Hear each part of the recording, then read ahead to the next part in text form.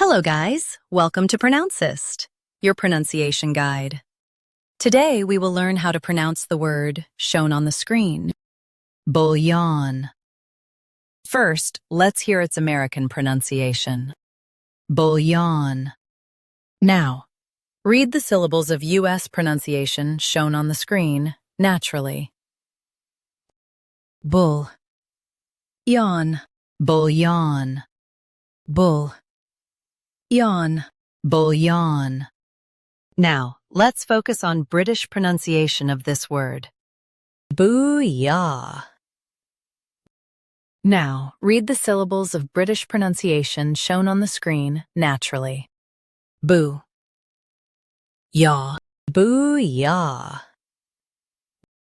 Boo. Yaw. Booyah. Stress. Bull in US, boo in UK. Bouillon, booyah.